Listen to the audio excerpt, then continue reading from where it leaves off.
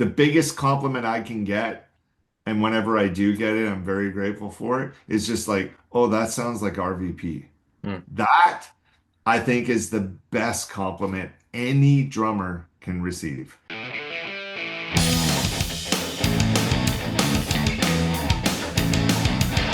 Some guests are serious, some are really funny. What are you waiting for? Come and get this honey. It's absolute bedlam, absolute bedlam, absolute bedlam. Join the hype, like and subscribe. Hello and welcome to the last episode of Absolute Bedlam of 2025. So thanks everyone for a crazy year. It's been pretty mental the last couple of months, and thank you for the love and all of the interactivity, I suppose. Okay, so we've got Ryan again from 3.5 years ago now, I think. Let's Wow. check to the day. I got a screenshot earlier. The 14th of June, 2022. All right. So yeah, we've kind of been hot and cold talking to each other off and on using the joys of Facebook to communicate. And yeah, I was interested to speak to you as a video episode as well. Nice. And I just wanted to check in and make sure you're all right. So how's life been going? Life is awesome. I choose to make it that way, mind you, but Hmm. yeah, the bottom line is yeah, I'm super busy with session work. I'm super busy with teaching. I'm actually the busiest I've ever been with my career, to be honest. Hmm. Outside of obviously, Yeah.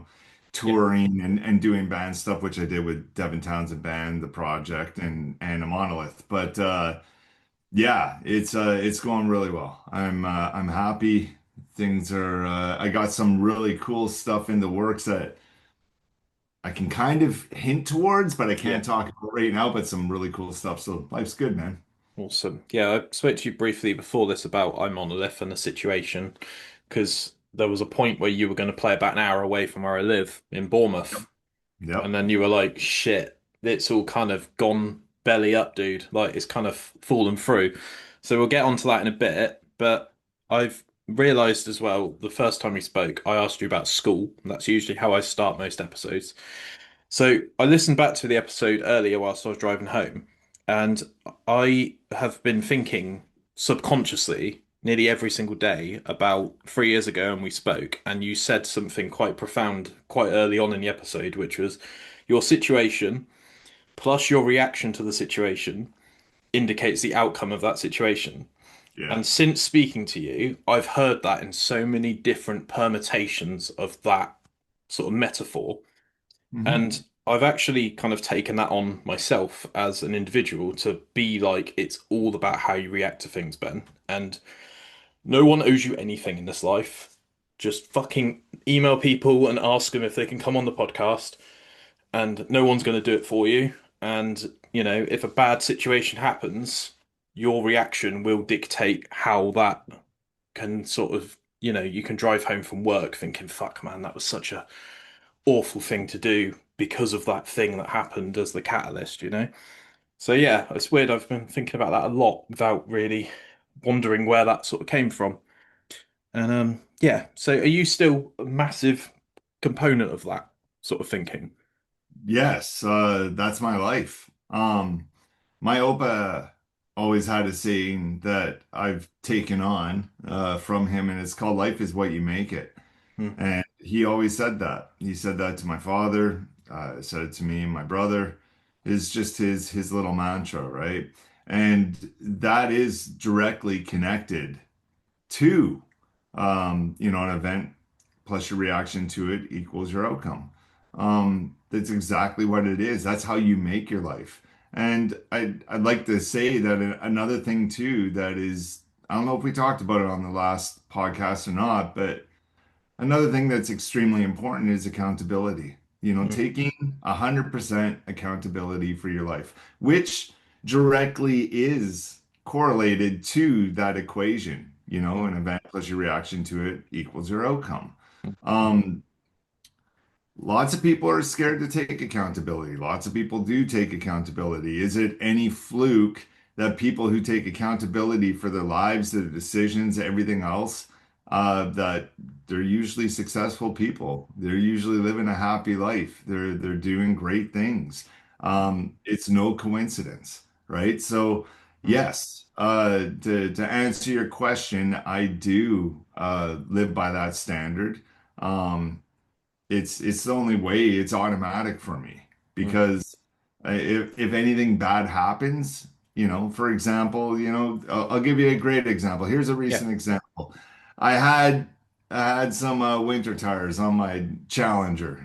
Challenger isn't a car you want to be driving summer tires in the winter time here in Vancouver, Mm. BC, but Canada. But I got a nail in the sidewall, Mm. which is bad fucking news, right? And that just basically means, and it was my rear tire, so they said, you got to get rid of the pair of them. You can't just replace Yeah. one and get new ones. So I did that. I went to the place who uh, who I bought the tires from. They put them on, and what I said was, okay, um, what I need you to do since I'm taking off my summer tires, uh, put those in the bags. Please throw out the two tires that obviously aren't usable anymore because one of them has a nail in the sidewall. And then just throw the summer tires in my car once you put the new winter tires on. Very simple instructions. Mm. Okay. I came back, tires were in the back of my car. This was a couple of years ago. And I look at my rims, they scratched up like three out of the four rims. I'm like, guys, are you serious? Like, come on. And they're all, we didn't do that. And I'm like, I took pictures and I showed them. I know how it works. You know, totally cool about it. In the end, everything got fixed, no problem. Okay, so that's not the story. The story comes now. 2 years later, I'm like, you know what? I got brand new tires. I went to wider tires on the Challenger for summer tires. I'm like, those tires that they took off, I'm going to sell them. So I go to open them 2 years later, partly my fault. I should have checked right away when they put them in my car, but you trust that they would do Yeah. something. Pretty simple procedure to follow. Yeah, completely. Um, yeah, I open up the bags. There's two of the Goodyear summer tires and the two winter tires they were supposed to throw out. So they threw out two of my brand new Goodyear tires that only had maybe 4 or 5 months driving on them. Mm. Brand new tires. They threw them out and they gave me the two other ones, but then they gave me Yeah. the old Continentals, which were supposed to be thrown away. Yeah. And, so what did I do? I just shook my head. I was just like, you got to be kidding me. Now, my reaction to it, was I going to freak out? Was I going to call them up? You fucking idiots. It's Mm. like, no. And I haven't gone there yet, but I'm just going to go there. I'm going to have the receipts. It says on the receipt, even throw out the bad ones. Mm. And who knows how it's going to turn out? Maybe Mm. we'll save that for the next podcast. You can Yeah, ask me. But the man. bottom line is before this even happens, which is an interesting way to talk about it, Mm. is the way I'm going to go in is calm and cool. Mm. I'm not going to freak out. I'm not going to call them idiots. I'm not going to do anything. And you know what? They might say, no, we don't remember that or whatever. It could be bad. If that's the case, the accountability part that comes into it, you know what? I still should have checked. No one is perfect. Even though that was a simple procedure, I Yeah. do have to take accountability for not checking that they did their job, Yeah. even though it is a very simple job. So Mm. this is a great example of what I'm talking about when it comes to that equation, when it comes to accountability. Yeah, Life completely. is what you make it, right? So Yeah. I can either make this a good situation, whichever way it goes, or I can be sour about it. But is that going to bring those tires back? Yeah. Nope. Mm. I've always gone to garages now because I've got a fairly nice car now, and previously I was just living car to car and just seeing what would happen when it got back from the garage. But I quickly realised that if I took a car to a garage without any idea of what they were about to do or any knowledge of what the problem was, other than like rapping to them about what the noise was, trying to, they would just start changing things and charging you sort of money that was probably not true. And I was like, I need to actually like start building like a reputation with these garages because who knows what they're actually doing with it. You know, they might be doing sort of donuts in the car park with it and that sort of stuff. And Yeah. but yeah, it's quite crazy how quick you can get stung with garages. And I also understand that garages specifically, especially ones that just swap tires out all day, the amount of footfall and the velocity of which people come in and out.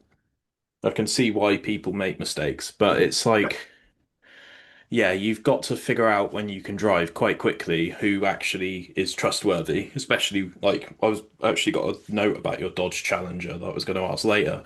But that's not a $20 car, is it? That's not something that's been sort of banged And about and passed down to you through three generations. And the thing is that car is now discontinued. So, I've had dealerships call me up offering me more. I bought it used. There's only like 39,000 kilometers on it, but I bought it Yeah. used and they're offering more money than what I bought it for now. So, yeah, no, it's a desirable car, especially with the fact that they discontinued them in Yeah. 2023. Yeah, Yeah. it sticks out like a sore thumb. Yeah. Yeah. Question for you about your car then, whilst we're talking about it, is can you Sure. still fit a full drum kit in it, or do you have another vehicle for that purpose? No, I can't. You'd be surprised what I can fit in it. Yeah. Like with my whole double bass setup, I Yeah. can fit all my hardware. I can fit all my toms up to the 14 inch. Um, the only thing that I can't fit in it would be the two kick drums and the 16-inch floor. Hmm. I can fit everything else. You wouldn't believe the trunk Yeah. space of the car. It's amazing. But you know what? It's like, yes, I have sessions at the studio and stuff, but put it this way, it's like when I always had hatchbacks as a Volkswagen fan and GTI and the Golf R. They were fun to drive. And I could fit one of the bass drums. I could fit everything except the second kick drum. So I just Yeah. bring a double pedal. But the amount of times that I'm doing sessions, I do lots of sessions. Hmm. Um, it just wasn't worth it versus do I want to get a car that I've always wanted, a muscle car? So Yeah. what? That's where I made that decision, and it's easy for me. I have tons of friends who have trucks. It's like, hey, want to swap cars for a day? Yeah. All of them were Yeah. like, Yeah. yes, please, just don't crash it. Yeah. Yeah, as long as you've got the access to pull in a favor, and obviously they probably want to drive your car as well, so it's like a nice bit of transactional, you help Yep, me, I'll help you sort of thing. totally. Um, got a bit of a note, it's a bit of a profound one, but I thought of it earlier because I tend to do these notes a couple of hours before I actually record just because they're fresh in my head. Mhm, Since I spoke to you last, I've been thinking a lot as well about self-belief. mhm. And the last like 3 years, I've felt like a bit of an imposter with doing this podcast and speaking to people like yourself. And I think I'm getting better at it now. But how much do you personally think that self-belief is the forefront of everything before you actually decide to do it? Like you wake up one morning, you go, do you know what? I'm going to be a fucking incredible drummer. And then you actually start the pursuit. Because if you don't have that initial sort of ideation, you don't really have any fuel to put on the fire, you know? What do you think about that? That's a great question, man, and it's a very important one. The bottom line is, I'll turn that around on you, and anyone who wants to know the answer to this is think about something you achieved in your life that was mind-blowing, that you're just like, oh, I can't believe that happened. All of us have had an experience. It doesn't have to be becoming a pro drummer. It could be owning the car that you wanted. It could Mm, be anything, okay?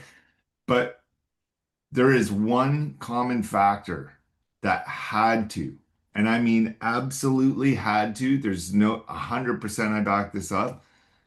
And that factor, that principle that happened is that you believed you could do it. mm, Okay. So I think the more important uh, part of your question, which you started with, was the imposter syndrome, limited beliefs. You're like, well, who the fuck am I to interview, all these known people? And it's like, I don't have any background. Well, you want to know something? You know what the biggest problem I think is, and it's definitely out there, is comparison. mm, You're comparing yourself mm, to you're comparing yourself to Joe Rogan, let's mm. say. Okay, one of the biggest podcasters out there. Yeah, Who gives a flying fuck, man? yeah, You want to know something? At one point, Joe Rogan was as known as you are at Mm. one point. Okay. But the problem is comparison is a killer. Yeah, And completely. that's what the problem is people, you always have to start from somewhere. Mm. Okay. That's the bottom line. But as soon as you keep comparison in your life, you're ruining your chances at Mm. anything you want to accomplish. So, how do you fix that is the question because people are, okay, cool, I compare myself, but how do I fix it? Perfect. If you're comparing yourself to Joe Rogan, for example, then what is Joe doing that you're not doing? What can you learn from Mm. Joe that will make your podcast just as good or it'll put you down that road where you can make it? Where you have millions of followers. Is it achievable? Fuck yes, it is. Mm. You know, if the only person stopping you from achieving this is you, Yeah. it's not Joe Rogan, it's not anyone you compare yourself to, it is you. So the bottom line is comparison is a killer. But how do we overcome comparison? Who are you comparing yourself to? In this case, let's say it's Joe Rogan. Hmm. Instead of turn it into comparison, turn it into admiration. Turn it into what can I learn from him that he's doing right that I can apply to my podcast Mm. to make it big? Guess what starts happening? The more you start learning, the more you stop comparing and learning from other people who are in the position that you want to be in, Mm. you start believing more. Because guess what? You're taking action. You're doing all these different things. It snowballs all of a sudden these crazy coincidences, serendipities, whatever you want to call them, they start happening. The universe, God, whatever you believe in, it starts going your way. Mm. Okay, because I was told so many times when I was a kid, going through school, all that stuff, you're not gonna do that, man. I came from a small town of like 40,000 people. Like, there's no way you're gonna do that. I believed it from the first day I got my drum kit. Mm. But you know what? I never stopped. And luckily for me, I had very positive parents. And I learned instead of Neil Peart being my favorite drummer, instead of comparing myself to him, it's just like, man, what is that guy doing that I can learn from? Yeah. And and I had that approach from a very young age, which I'm very grateful for. And I can thank my parents for that. Mm. But hopefully that answers your question. Just Yeah, completely. stop comparing yourself. Mm. Belief is up to you, no one else. Mm. The only one who's going to stop you from believing is yourself. The only one who's going to stop you from your dreams is yourself. Mm. Nothing can stop you. Accountability, equation, it all ties in. Yeah, it's also the ability to operate without fear. Hmm. And what if this is shit? And what if this sucks? And first of all, you're doing the thing. So at least you're doing something. You know, we can all overthink ourselves out of situations and stuff. I can't remember who said this quote, but I found it quite profound when I first heard it. It was the person that says they can't do something and the person that says they can do something, they're both correct. Yeah. And I was like, I fuck, believe it's that's Henry like, Ford. yeah, If you think you can or you can't, you're yeah, right. And yeah, I think it's Henry Ford. yeah. And from what I remember. Mm. And it's true. That's exactly what it is. If Mm. you think you can't do it, guess what? You've just self-sabotaged every fucking way Yeah, you could literally take action. yeah. But you know, the most successful people in the world, the most successful people in the music industry and podcasts, whatever it is, Mm. you know what they do? They take action. You know what they do? They fucking fail. Yeah. And you know what they do? They learn Mm. from their failures. They learn from their mistakes. They welcome them into their lives Mm. because guess what? That's one road you don't need to worry about. Did I ever tell you about the fishing rod analogy? No, please do. Okay, so this was part of my motivational seminars that I did for years while I was touring with DTP, Yeah. uh, Devin Townsend Project. The fishing rod analogy is this. You and I, we're going on a fishing trip, all right? You bring one fishing rod, okay? I bring 10 fishing rods. You know, we're fishing the same lake and everything else. You know, we got the same setups. There's no special lures or anything. Everything's the same. You throw out your one line with a bobber. I throw out 10 lines with a bobber, okay, on each line. Who do you think statistically percentage wise, has a better chance of catching a fish? The one with 10. Obviously, I do, Yeah. right? Okay, so let's take this a little deeper. A lot of those lines out of the 10, they aren't going to catch a fish. Maybe nine of them won't, but the one will. But there's all these chances. Those nine that don't, yeah, they failed. They didn't work. They're whatever. But how can you learn from it? Maybe you put it in a different position in the lake. Maybe you do change the lure. Maybe you change the Mm. line. Maybe it's too thick. It could be all these different things, right? But the bottom line is if you go in with one line, one thought, guess what that does? It minimizes everything in your mind. And that's where overthinking is born. Yeah. Okay. That's where you start to overthink. Well, shit, I only have one line. I better make this cast right or I ain't gonna catch shit. You Mm. know? Mhm. So the fishing rod analogy, go through life like that. Yeah. You want to accomplish something, try 10 different ways, Mm. okay? And the ways that don't work, guess what? They're little gold nuggets because you get to learn from them Yeah. and you get to improve. Yeah. So if you put that in position, that fishing rod analogy, again, with everything else, accountability, the equation, all that stuff, Yeah. you know what? You just keep learning, you keep getting better. And one thing I want to say that's very important about the comparison thing Mm. is the only person that you should be in competition with is the version of you yesterday. Yeah. That's it. Yeah. Yeah, completely. Yeah. Yeah, it's all about just incrementally growing and getting that 1% better. And I think I've managed to do quite a good job this year, to be honest. It's not very often that I pat myself on the back, but I've been running at quite a high velocity this year. And I feel like if the dam doesn't break next year, then I'm not sure when it is going to break. But yeah, it's a constant. I find podcasting and music to be very similar sometimes. They run in quite parallel symmetry where you are you are kind of putting yourself out there and you are attempting and you are potentially failing publicly constantly.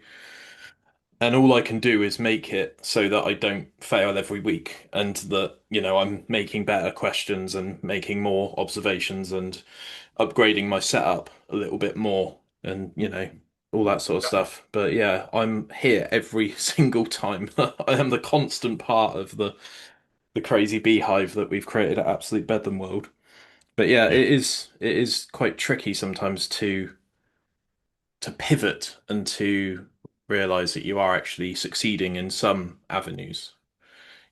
Playing to know people on the stage is quite soul destroying after a while, but then people start coming to your shows and people start watching and listening this and it is it always feels like you have to go through the bad to get to the good. But some people can't even get on the boat to that journey. They're like, Yeah. oh, I tried and it was shit, so I'll just stop. Yeah. Yeah, and you know what? It's one of those things. There's three principles that I call the big three that I teach in my seminar that are necessary for achieving anything in your life. And those three principles in this order are believe in yourself, take action, and persevere. It's like anything you've ever accomplished in your life had those three principles. It's impossible not to. It's Yeah. absolutely impossible because think about this with the big three when it comes to these principles. Let's do a little experiment here. Mhm.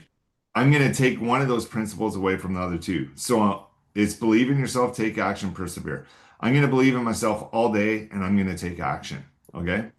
But I'm going to take away number three. I'm not going to persevere. Well, if you don't persevere, that means you quit. Okay, Mm. that's fucked. You can't do that. So let's do another one. Mm. I'm going to take action all fucking day. Okay. And I am going to persevere taking action. But I'm going to take away believing yourself. Mm. You're done because that's when procrastination, Mm. overthinking, all the things that you talked about, they take place. So that can't work.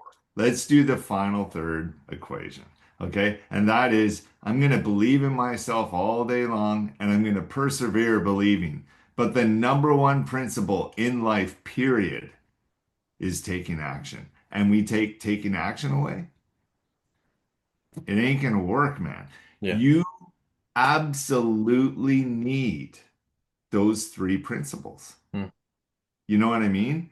Do It's yeah. like, someone once asked me, it's like, well, what about a lottery ticket? You can't have control of that. I said, fucking rights, I have control of that. I buy the lottery ticket because I believe I'm going to win the fucking lottery. I take action by going to the store and buying the ticket. And you know what? If I don't get it this time, I'll keep on going. But if you do, and when you do, you know what? The thing that kept you going back were those three principles. Mm. And he just went, like, what do you say to that? Yeah. Because it's Yeah. true. Yeah, going out and, getting in your car and doing something is usually the first step rather than I feel like people can now order like lottery tickets on Postmates, which must be such a trip. Like now Yeah, we get stuff ordered to the yeah. you can order them online. You Yeah, can yeah. literally go online and you can do that. But you know what? You still have to Yeah. sit down at your computer, type it Yeah, in. yeah. You still have to, Gotcha. it's the same process. Yeah, It's yeah. just a different way of doing it. It's an easier way now. Absolutely. That's why the lottery is making a killing, man, is because people can do it on their fucking phone now. Yeah, it's It's like, crazy, isn't it? Yeah. yeah. Every week as well. Do you still do motivational speaking gigs? And if you do, how do people book you for that? Yes, I am doing them. And that was the thing at the start of the podcast where I said, uh, I have something really fucking cool in the works. Okay, Like cool. really, really cool. I can't say who's involved, Yeah, but it's yeah, it'll be eye-opening. It'll be news. And it's gonna be what I dreamed of. People can hire me through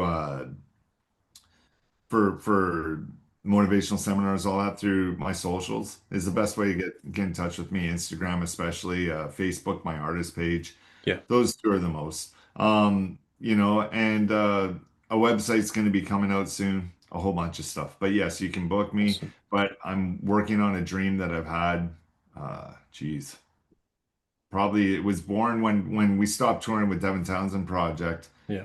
I said I still obviously want to drum and do all that, which I am doing. I'm very busy, the busiest I've ever been with session Mm, work, teaching, all that stuff, clinics. But I always wanted to make a transition later into the motivational world, but the special way of doing it.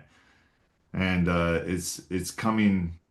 It may come to fruition a lot earlier than I thought. so is that Yeah, going to be fairly local or is that going to involve traveling or that will definitely involve traveling. The plan is global. awesome. So, so Hell yeah. yeah, you may see me in person sooner than you think. Fantastic. Yeah, well up for that. Awesome. Probably the last question for this meeting, and then we've got another meeting. Yep. Um, Other than I'm Monolith, what other musical projects have you got on that aren't necessarily motivational speaking?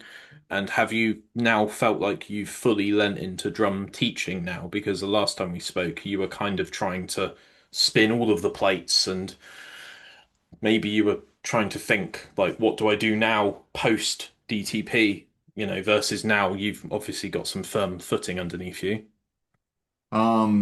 Yeah, it's like as far as projects go, I am jamming with a couple really good friends of mine. They're local guys in Vancouver. You know, they're not known globally or anything like that. It doesn't matter. I don't care about that. It's Mm, just we connect musically.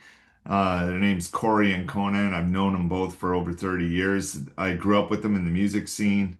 Um, and we just click and we're just writing, we're having fun. It's just a side project. And yeah, we do plan on recording the music. The music's cool. I posted clips on my socials. Um,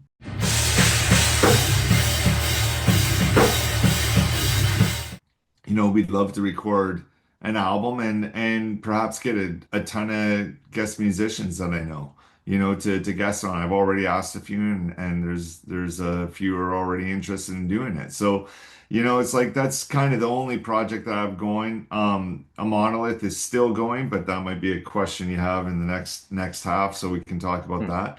And as far as teaching, it's my livelihood, man. It's the number one thing that I make money from, including session work. mm. So those two things, are striving. They're the busiest they've ever been, actually. And I'd be an idiot to just stop. It's like I believe fishing rod analogy, multiple streams of income. You know what I mean? Absolutely. Yeah, that is, Like, you yeah, know what? When I can do this, and I honestly, man, think about this. I'm making a living, Ben, from drumming. yeah, Yes. Like, yeah, I'd be crazy to give up on those. If one avenue starts taking off and it's crazy, so be it, Then I will have to condense things, But until then, yeah, I talked about that in the last podcast, but mm, things change, right? And where it's at right now is it's the backup that I need in order to pursue some of the big things that I'm wanting to do right now. yeah, yeah. If you don't even have the iron in the fire, then you can't have multiple. And sometimes people seem very, very good at this now where they've got multiple revenue streams and they'll have a YouTube channel, they'll have a podcast, they'll have something else, and then the podcast starts taking off. And then their music starts taking off or their YouTube channel starts going. And they seem to be able to sort of keep up with the momentum of that thing rather than dropping the other irons in the fire, if we're going to keep Is using it that one. And it seems like because the world's accelerating at such a pace now, we almost have to sort of keep that going. And it seems very tricky from the outside of like, because I have one revenue stream, which is my 9 to 5. But people seem to be able to really keep up now with this is starting to get a lot of traction. And how do I make sure that this doesn't go off the rails? And, how do I Yep, keep a weekly schedule of content rather than falling off and, people forgetting that I exist? But yeah, there's a lot of teams behind a lot of people nowadays. So that maybe that's too. a big part of it. Yeah, and you know what? A lot of people are using AI as well, which is a team for you. That's it. Yeah. It's like you definitely got to move with the times, right? And it's crazy. It's a crazy world, man. But utilize what's useful to you and what's available to you. Yeah. But also don't be afraid to like interact with it and, you know, Yep. like a lot of people back in the day, they didn't like automation and they didn't like robots. And there was this thing on Charlie in a Chocolate Factory where the toothpaste machine was a machine, and the guy at the factory ended up working for the machine and fixing it when it broke. Yeah. So there's Exactly. this weird thing where people are like sabotaging things with shoes and trying to break the machine, and actually the machine can be quite handy, but 100%. don't use 100% of it all the time. In Yep. my day to day, I use Copilot a lot, which is the Microsoft AI. Yep. But I don't use it to do my job. I use it to help me and enforce my learning. And you know, I want it to help. I don't want it to take over. Exactly. But yeah, it's all about utilizing the tools that are available to you, isn't it? So 100%. Grow with cool. the times, man. Absolutely. Absolute bedlam. So Yeah. what happened with iMonolith? Because it felt at one point like you were really starting to build up steam and you were coming to the UK and it was all starting to get a bit crazy in your world. And then it kind of just faded away. And yeah, what happened? I don't obviously want you to divulge every single piece of information, but can you give us a sort of rundown? Yeah, it's very simple. One word for you. COVID. Right.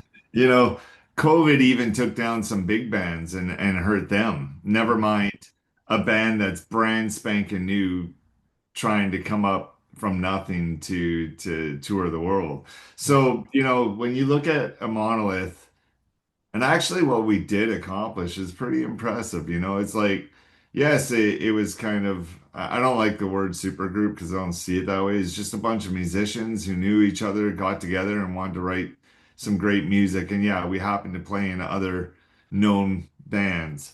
But, you know, leading up from 2018 to 2020, writing the first record, Brian Waddell, the bass player of Devin Townsend Project, and I pretty much wrote that whole first record. And then we got John Howard involved from Threat Signal, and like it was awesome. We had an amazing plan. We had great management team behind us. Uh, we had the record all put together, vinyl, limited run of 500, that are all sold out. And, it was like an amazing 6 week tour of Europe was our going to be our first tour. The album was supposed to drop on, well, it was dropping on March 27th, 2020. Mm. And then our first date was in the UK in March 27th, 2020. And then 9 days before we're supposed to leave for tour, they shut down the borders. And, not to get into all Mm. we tried rebooking that tour 4 times. Wow. And every single time it got canceled. The latest time was 2023, and it was all a go, and we were a month away from leaving. It was happening. And at that point, we had already lost so much money. We had already released a second album.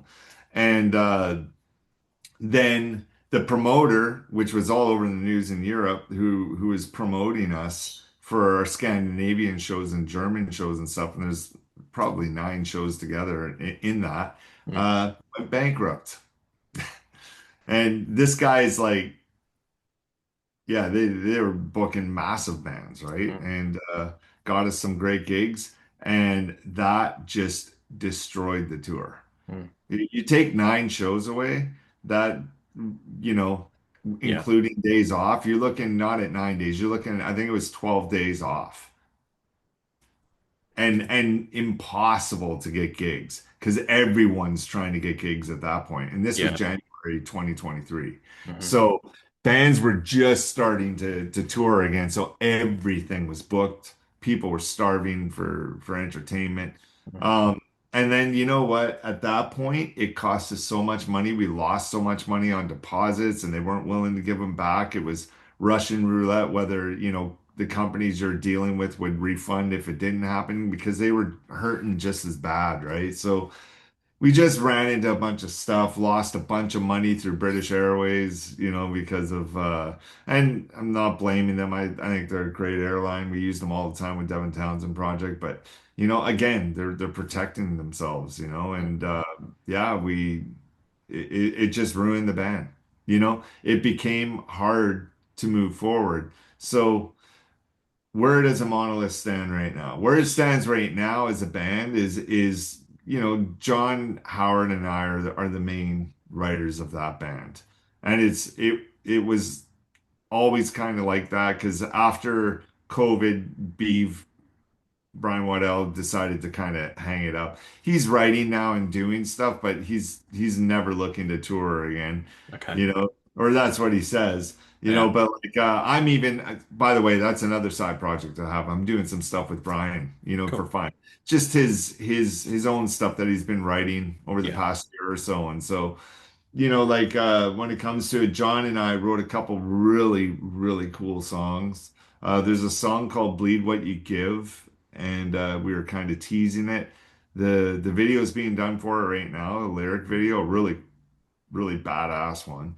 Uh, and we're gonna probably release that, my guess is early 2026. So we're not done. We are gonna release music, and that's what it's gonna be right now as a side project. If a label came along and they're like, hey, we believe in this, COVID's kind of in the past now and wanted to do something with us, awesome. But are we looking actively? No. John just wrote a new Threat Signal record. He's going to release that Mm. and probably try and tour it a little bit. Wish him well on that. I'm really busy with the new venture that I have going on. And you know what? I'm open. If a big band came along and they're like, hey, are you open? You want to tour or you want to join or whatever? I'm open to that too. You know what I mean? Mm. It's like I'm actually putting those feelers out now. Yeah. So, again, fishing rods, right? Yeah. But that's where a monolith is right now. New music is coming out. There will be new music in 2026, at least a couple singles. And the future, never say never, but it's not like we're actively trying to rebook those tours. That's done. Like we just lost so much money. Mm. And when you're a small band Mm. beginning, that's hard to recover from. Yeah. It's like death by 1,000 paper cuts, isn't it? 100%. Like, there's only so much you can survive in battle before you need a medic to come and pull you out and just be like, Jesus Christ, we've just taken so much damage. To continue now would just be, And see, unsustainable. Yeah. people could right now could throw this in my face. They could go, "Oh, well, what about your big three?" You know what I mean? And it's like, sure, we could still persevere and do that. And technically, we are. We're still going to release singles. We still Mm, believe in the music. We love the music, and mm, it's fun to play live. And we did play it live. We played in 2023, I think it was, or 2022 with Avatar. We opened for them when they came through. Here in Canada, and it was awesome. You know what I mean? And the crowd, well, that said it all. They loved it. They freaked out over it. So yeah. we know if it were to get exposed, Mm, I think it would do very well. But the bottom line is you also have to make choices. It doesn't mean that has to be your ride or die. When you have 10 fishing rods in yeah. there, if a monolith right now is sitting still and not bobbing, Mm, then and something else is starting to bob, like this other yeah. project that I have on the side, well, where do you think you're going to put your attention to? Yeah. Right? Completely. Yeah. So a monolith by no means is dead in the water, but Mm, we're going to keep it going. We're going to keep on releasing singles, and who knows what happens, right? We still believe in it. It's just right now there's other things that are, you know, boding in our favor a little yeah. better. Absolutely. Yeah. Um, as you mentioned, airlines, it's a bit of a pivot. But as you don't know the questions, it's not a pivot, so I can actually just carry on as normal as if everything's fine. There was an Instagram post by someone, I don't know if you know about them, Chelsea Wolfe, who is a fairly successful singer-songwriter who's done a couple Okay. of songs with a band called Russian Circles. Oh yeah, yeah. And she had a real problem this year, and I think it got resolved with Delta. They snapped one of the headstocks of her guitars because they threw it into the back of the aircraft. And they took absolutely no accountability, going back to the accountability thing. And she fucking kicked off on social media, like properly kicked off. And I think something like 60,000 people tagged Delta in a tweet. And they were like, I've fucking had enough of this now. Because you've always heard these things, haven't you? Where like someone smashed up my cymbals and someone fucked up the rims on my car, for example, from earlier. Yeah. Yeah. And there's a lot of big corporations now that just don't care. And like an airline, you've got to use them, otherwise you're going to be swimming from America to the UK. And I think it got resolved, and I think there was actually like a compensation agreement and some sort of policy about actually taking care because I think you pay a premium to actually have instruments in cargo. And it's kind of like, if you want to upgrade your flight from second class to first class and all that sort of thing. And you, as the passenger with the cargo, are doing all the right things. You're buying tickets with the ticket protection admin fee and all that sort of thing. And then they just go, oh, sorry, there's nothing we can do about it. I just think it's crazy how, like, I'm glad that these things get resolved because otherwise it just feels like I'm talking into the abyss. But yeah, I'm just glad that these things actually take the right course of action. And it's one of the things that I'm actually quite proud of with social media, because sometimes it can become very insidious and very sort of, nothing happens and feels sometimes like you're just on your soapbox talking. But have you had any crazy flight experiences like that in the past? Yeah, it's like I remember this one time we went to play Bloodstock Hmm. in the UK, and we flew from Czech Republic. Yeah, Czech Republic because the day before we played Brutal Assault. Hmm. And and I'll never forget this. This is a great story. Uh and it's not necessarily the airline's fault, but it was a tight layover. We made the layover just like an hour or 45 minutes or something. It was crazy. And then we show up to London, uh, or yeah, I think we landed in Heathrow. But anyways, we show up to the airport. Our gear did not make it. I'm talking None. every Wow. like, you know, yeah, we were pretty screwed.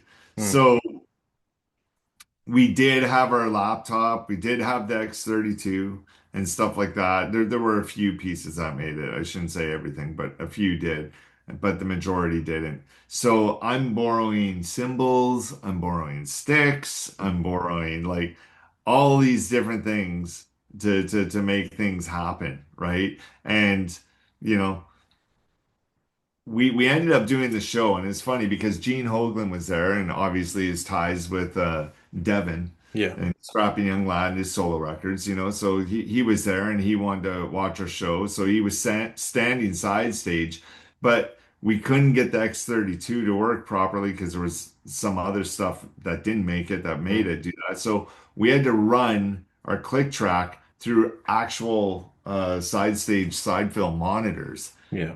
And when it started, I'm like, I couldn't hear the click. I'm looking at Gene. Gene was literally my teammate. I'm yelling at him. I'm like, click up. And he's like, turned into the sound guy, turn the fucking click up. And so like back and forth throughout the set, Gene's just watching me. He was such a dude, man. He's a good guy. We're obviously friends, but he Yeah. recommended me to Dev. But yeah, it was hilarious, but it just goes to show, the show goes on, man. You Yeah. find a way, you know what I mean? You don't give up. Absolutely. Just keep going. But there's a million times where incidents, like as far as instruments being broken or like losing stuff or whatever. No, we were pretty fortunate with that. Like I said, we did fly British Airways quite a bit. And we did a lot of overseas stuff. And they were pretty amazing airline. Like I have lots of great things to say. I've never really had bad experience with them. And I'd say, 95% of the time, considering how much we toured, which was a Yeah. lot, the stuff showed up. There we go. And if you want to sponsor RVP, British Yeah. Airways. Yeah, come on, guys. It sucks. It's like, and I don't hold it against them with the monolith thing. Like we Yeah. booked them, and you know Yeah. what? It's like companies, they need to survive. You know Yeah. what COVID did to everyone, right? Yeah. So it's a Absolutely. tough time for everyone, but you know what? It definitely didn't help us, that's for sure. No, fair enough. In regards to drum teaching, have you got any entertaining teaching stories? And the second part of that question is, what do you think as a teacher makes a good student that wants to learn? That's a great question. Um, you know what? As far as I only have really cool stories, nothing like funny or odd or whatever. Because a lot of the times when people are searching me out, they're fans of my drumming, right? Yeah. And they know me from Devin Townsend Project or Devin Townsend Band. So there's nothing really odd or whatever. Like I think the most odd things that I've run into, which happened quite a few times, is I show up to a drum lesson on tour, get there, and they show up and they have no sticks, they have no practice pad, which is what I'd ask them to bring, and they'd just be, I just want to shoot the shit with you, man, and get a picture, and can you sign my, Yeah. vinyl, and They I'd be just like, want yeah, they they just just want want to the hang with Q&A. RVD, and Yeah, yeah, just yeah. shoot the shit. And a lot of the times, those people too, it was more of like a in-person coaching thing because they wanted to pick my mind about the Mm, motivational seminar stuff. That's what would happen a lot of the time. So that was, like I said, nothing crazy really yeah. sticks out as far as a specific drum lesson or anything. Your second question again, I want to make sure I get it right. Yeah. What makes a good student other than someone that actually wants to learn? A good student is someone who comes because they truly love the instrument. They're going to put in the time, they're going to put in the practice. It's obvious you come to a teacher because they want to learn. It's like that's a given. So my best students, they eat shit and breathe drums. They just do. I just posted a great video of my drum student Eddie. I've been teaching him like 6, 7 years. He's just a little kid.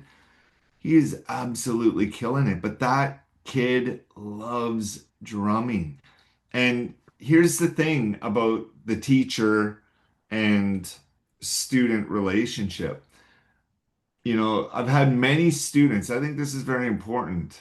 It might be going off on the side, but it's important to say many students go, "Oh man, I'm so good, thanks to you."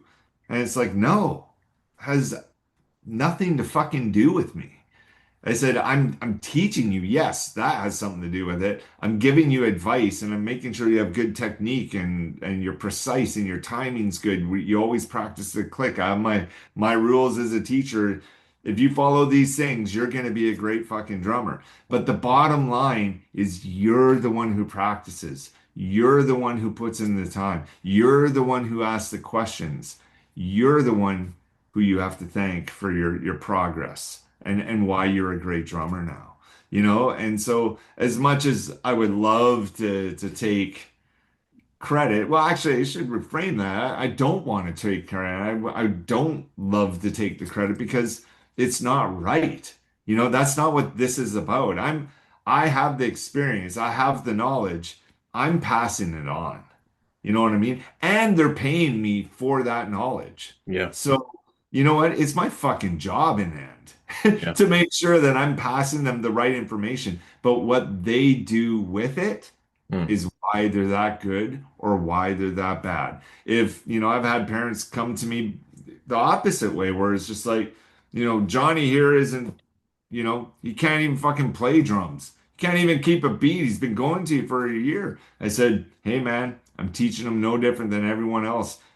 He doesn't practice. yeah, It has nothing to do with me.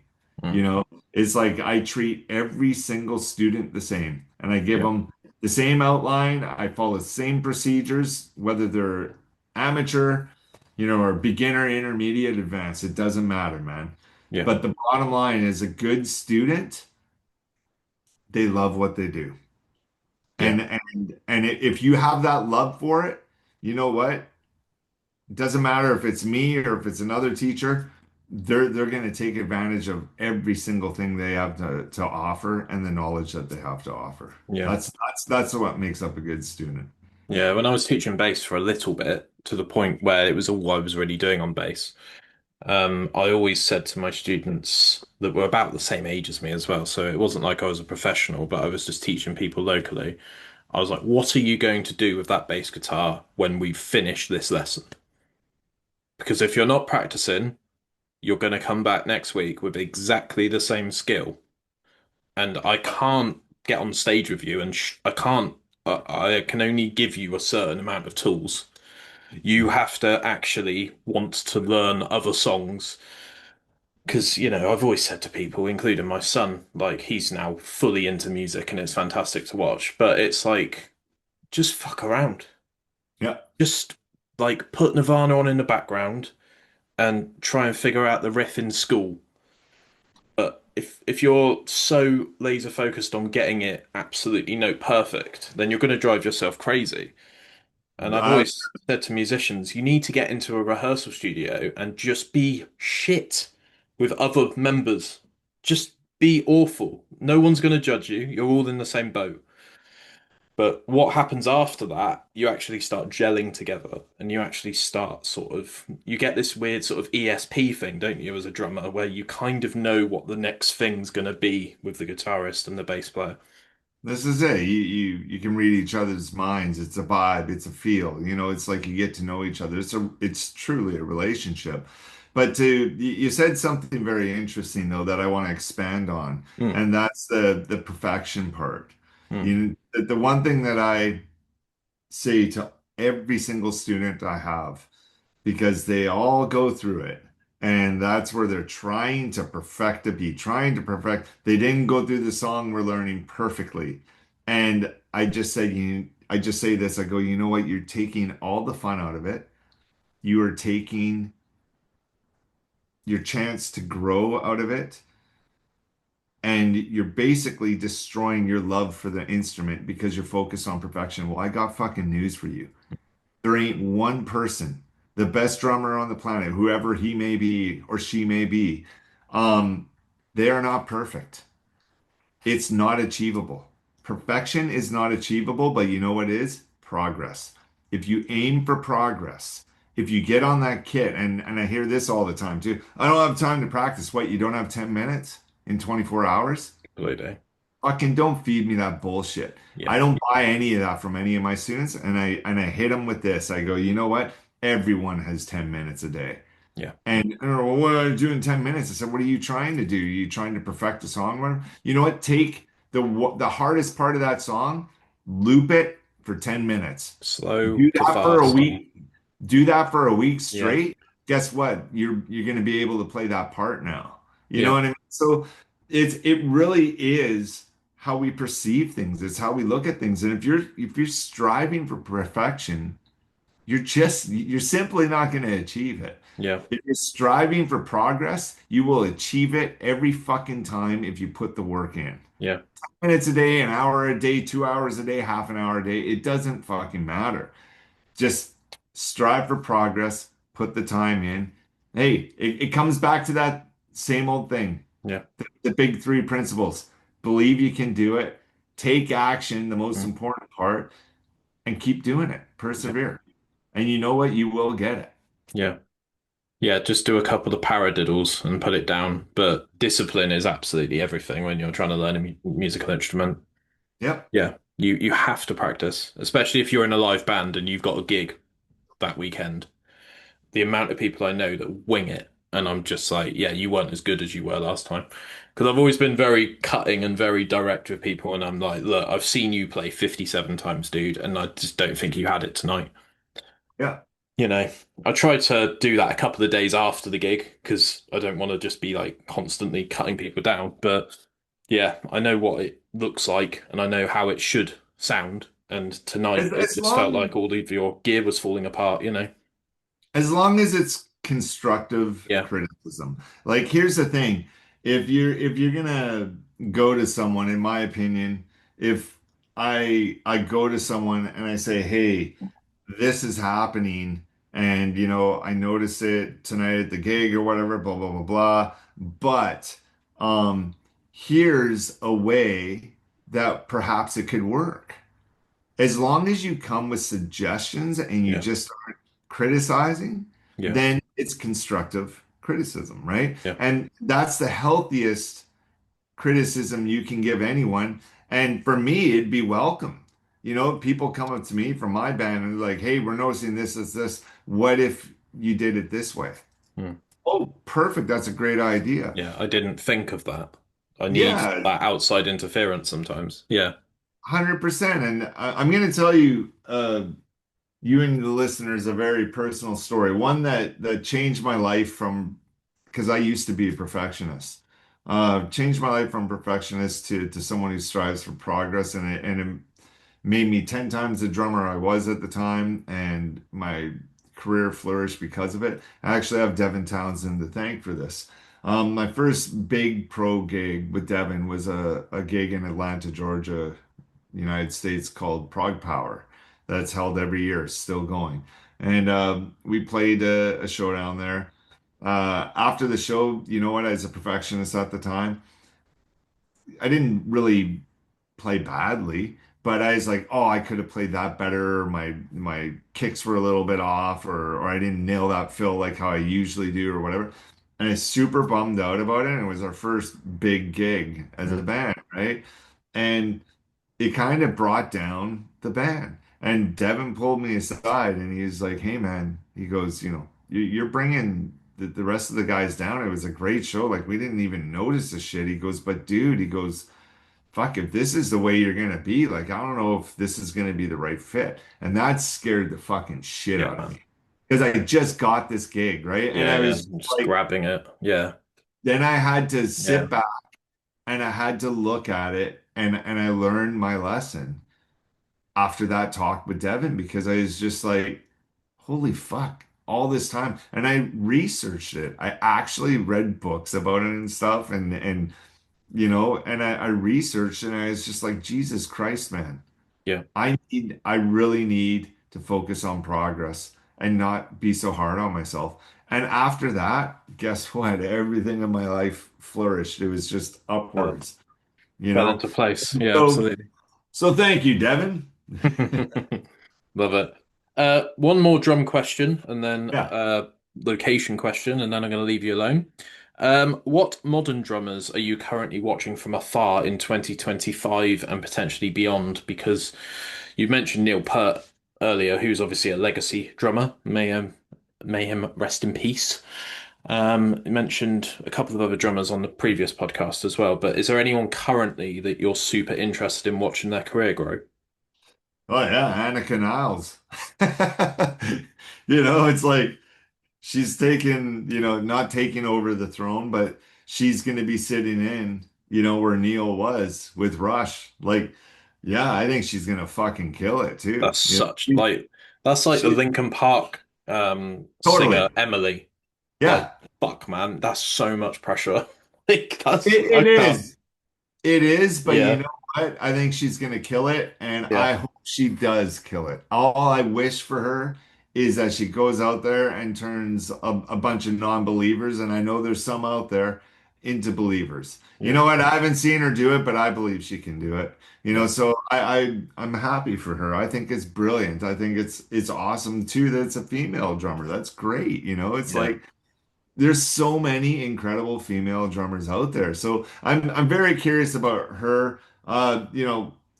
Probably my favorite drummer on the planet right now, and one of my biggest influences, and actually he's a friend of mine now, is Gavin Harrison, a fellow UKer, Porcupine Tree, Pineapple Thief, yeah, man. King Crimson. Dude is just an absolute monster drummer. Nicest guy. And just I love his feel. I love his approach to drumming. He's very musical. There's a bunch of great drummers out there, man. There's amazing drummers everywhere.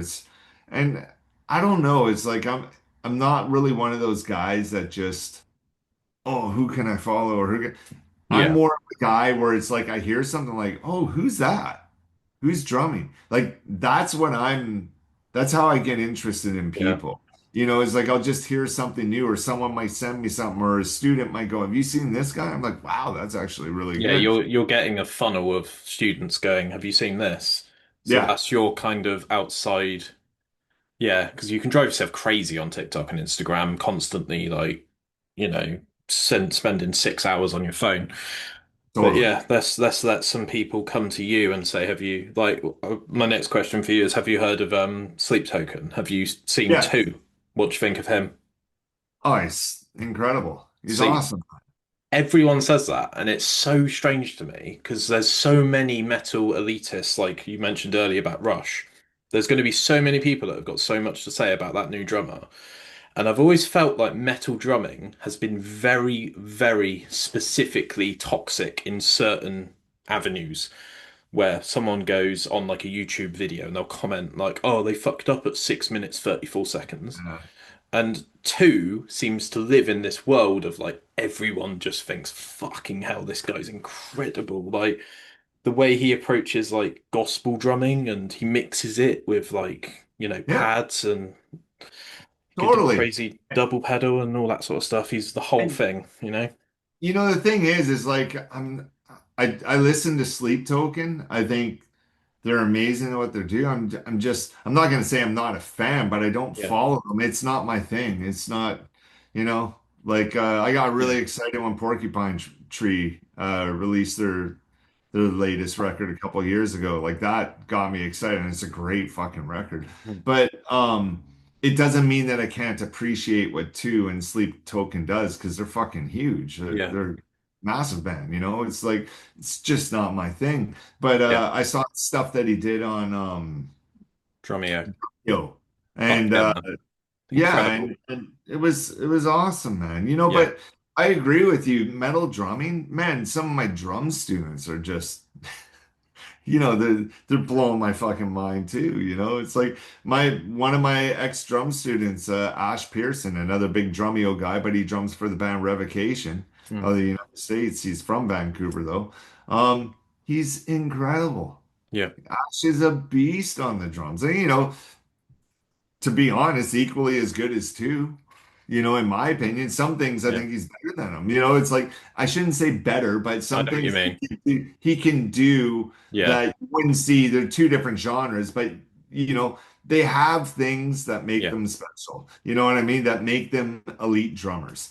Yeah. Again, it's not a comparison, and that's why I corrected myself right Hmm. away. But there's just mind-blowing things that each guy can do. Yeah. As far as me as a drummer, this is really important. It's like I've never had my eyesight on being the greatest drummer on the planet. Or Mm. you know what I wanted to do? I want to show up, I want to play the best shit for the song, man. Yeah. And the biggest compliment I can get, and whenever I do get it, I'm very grateful for it, is just like, oh, that sounds like RVP. Mm. That I think is the best compliment any drummer can receive Yeah. is wow. When I hear Gavin Harrison play, I can tell you that's Gavin Harrison. Yeah. When I heard Neil Peart play, I knew that was Neil Peart. When I hear Tim Alexander from Primus, not Mm. anymore, but when Tim played, Yeah, man. that was Tim Alexander. That's Herb, man. You know what I mean? Like, I think that's the biggest, best compliment any musician can Yeah. get, Yeah, right? completely. Comparison, Yeah. again, it's not worth it, man. Yeah. It's not worth No, it. fair enough. Last question, then I'm gonna leave you to it, is will you always live in Vancouver? And how long have you actually lived there now? Yeah, so I moved to Vancouver when I was 17 and geez, I'm giving away my age here. No, it's 36 years that I've lived here. I'm 53 now. I Jesus. just turned 53. Yeah. So, um, like I love it here, man. It's similar to the UK. We get a lot of rain, Yeah. and all that, but it's just so beautiful here. The mountains, it's like in the summer, you literally could go skiing, you could go hiking, golfing, and swimming in the same day if you wanted to. Like it's that kind of magical place. Yeah. And it's funny, my dad moved to Spain. He retired and him and his wife, they moved, my stepmom, they moved to Spain. And he's like, "Oh, you would love it here. You can do your thing from." And I appreciate the fact that they love it, Mm. but I'm just like, yeah, but Dad, I like seasons. Oh no, they got seasons here, and they're just complaining about how hot it was the other day. You know what I mean? I'm like, yeah, that's what I mean. I know you get your seasons there, but not the seasons I'm talking about, man. Yeah. And for me, Vancouver, I wouldn't say that I picture myself always living in Vancouver, but I do picture myself always living in British Columbia. Okay. I do because I love it here so much. I actually do picture myself retiring and probably moving back to Vancouver Island where I came from. You Yeah. know what I mean? Because it's so peaceful. As soon as I get off the ferry and I drive off and I'm on the island, it's like this decompression. Yeah. It's Yeah, I crazy. feel that. Yeah. It's familiar, right? Yeah. So, but never say never. You Yeah. you you just never know in this lifetime, and I'm open to possibilities, Hmm. and I don't want to say it, but where I stand now, yeah, it's like I love where I live. It's extremely beautiful, and people travel all over the world to see this place, so Yeah. I love it. Yeah, I think there's a definite part of where I live where people actively come here on holiday. And Yep. I'm like, but I've lived here for 36 years. Like, why are you coming to my beach? And then I'm like, oh, actually, this place is amazing. It's Yeah. very, very overpopulated, Ryan, but it's amazing. And Yeah. I think if you live somewhere where no one wants to come on vacation, you probably need to get the fuck out of that place because Right. you'll Yeah. just end up talking to the same people in your community and telling the same story 36 times to this, neighbor that lives next door to you and stuff. And I think you need that constant flow and that sort of, hey man, how's it going? Is this the first time you visited here? And I quite like that sort of thing. And people seem to know that I live here. Like I have lived here for a long time, and they start sort of acting like I'm a tour guide. And I'm like, well, yeah, I can show you where the train station is, but I'm not getting paid to, you know. Yeah. Yeah. People pull up in their cars, they're like, oh, you got to help me. And I'm like, well, it's a fucking good thing that I'm gonna know where you need to go because, you've seen all the prank videos, I'm sure, online of people saying, oh, yeah, go there, go down that mountain. And then, Totally. Yeah. Yeah. no idea where they're going. But yeah, all right. Well, I'm gonna let you live your life and enjoy the rest of your day. What time is it where you are currently? It's 12:12 12, p.m. right 12. now. It's Yeah. 20 Just past 8 where I am in the yeah. UK. Yeah, the 20 8 hour past 8. difference. But I yeah, got I got a few students in England, so I know all the time differences yeah, around. yeah, yeah. Yeah, but yeah, I know Yeah. it's for me now, it's like I've already had my breakfast, it's gym time. Hell yeah. Time to go to the gym and work out, and I Yeah. do that 5 days a week and stay on top of things, and so Yeah. that's up next for me. But hey man, Yeah. Ben, always a blast talking with you, brother. You too. Yeah, we'll do this again soon, all right? You bet, Cool. man. Cheers. Thanks everyone for watching. Bye bye.